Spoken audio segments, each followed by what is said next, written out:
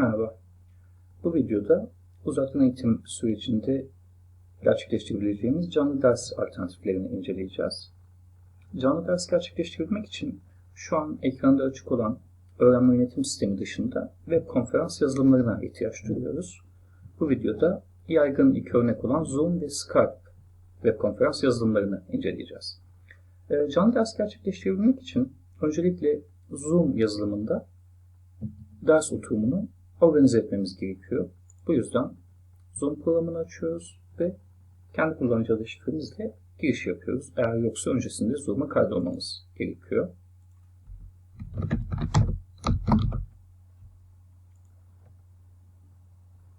Zoom hesabımıza ulaştıktan sonra ders oturumunu organize etmek için arayüzün üst kısmında yer alan artı butonuna tıklıyoruz ve Shadow Meeting linkiyle toplantıyı organize ediyoruz. Topic kısmına toplantının ismini yazıyoruz. Başlangıç tarihini ve saatini belirliyoruz.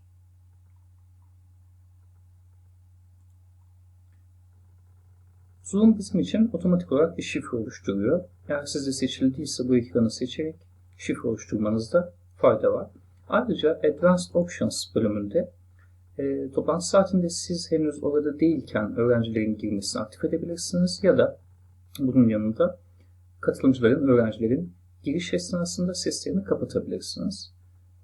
Bu seçeneklerden sonra Save butonuna tıklayarak toplantıyı organize ediyorum. Ve öğrencilerle paylaşabilmek için toplantı bilgilerini panoya kopyalıyorum. Daha sonra Zoom programından uzaktan eğitim sistemine geçiyorum. Kullanıcı adı şifremizle giriş yaptıktan sonra benim sayfam ekranında derslerimize ulaşıyoruz. Canlı dersi gerçekleştireceğimiz dersin ismine tıklayarak düzenlemeyi aç butonuna tıklıyorum. Sonra dersi gerçekleştireceğim haftanın altında yeni bir etkinlik ya da kaynak ekle linki aracılığıyla bilgileri paylaşmak için sayfa seçeneğini seçiyor ve ekle diyorum. Bu ekranda alt ve açıklama kısımlarını zorunlu olarak oluşturuyorum.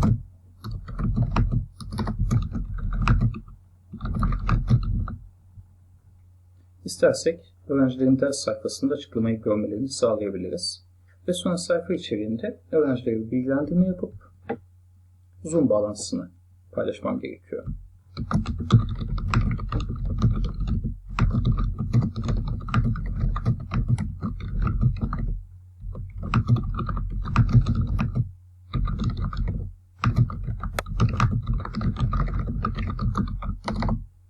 Sağ tıklayıp yapıştır dediğimde Zoom davet bilgileri bu ekranda artık yer alıyor. Öğrenciler bu Zoom oturumuna ya linke tıklayarak ya da toplantı ID'sini kullanarak giriş yapabilecekler. Öğrencilere kolaylık olması bakımından linki tıklanabilir hale getirmem gerekiyor. Bu yüzden linki seçiyorum ve kopyala diyerek panoya kopyalıyorum. Burası seçiliyken bağlantı butonuna tıklıyorum ve URL girin, bağlantı girin kısmına az önce kopyaladığım bağlantıyı yapıştırıyorum. Öğrenciler bu bağlantıya tıkladığında yeni bir pencerede açılması için ilgili seçeneği seçiyorum ve bağlantı ekle butonuyla işlemi tamamlıyorum. Daha sonra kaydet ve derse dön butonu bu özellikleri kaydetmemizi sağlıyor. Canlı ders bilgilerini öğrencilerle paylaşmış olduk. Öğrenci tarafında nasıl görünecek buna bakalım. Oluşturduğum bir öğrenci deneme kullanıcısı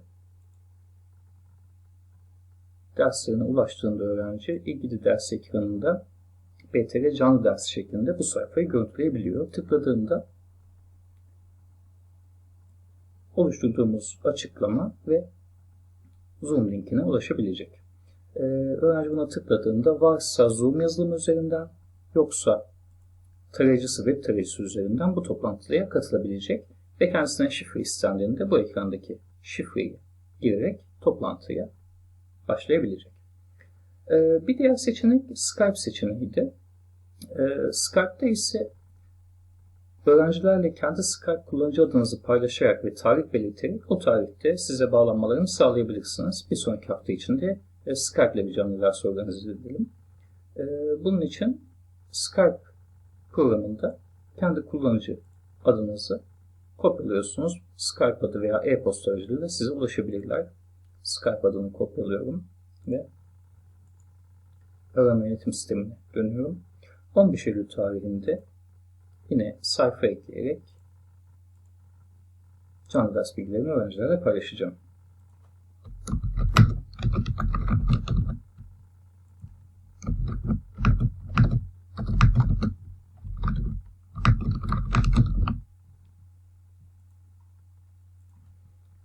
Açıklama ve sonra sayfa içeriği oluşturuyorum.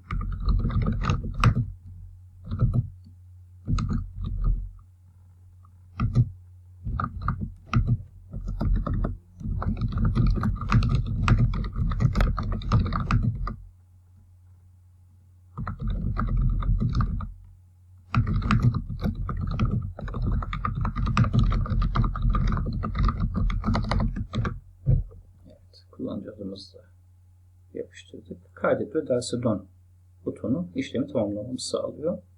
Yine öğrenci ekranından bakalım. Derse geri dönsün öğrenci.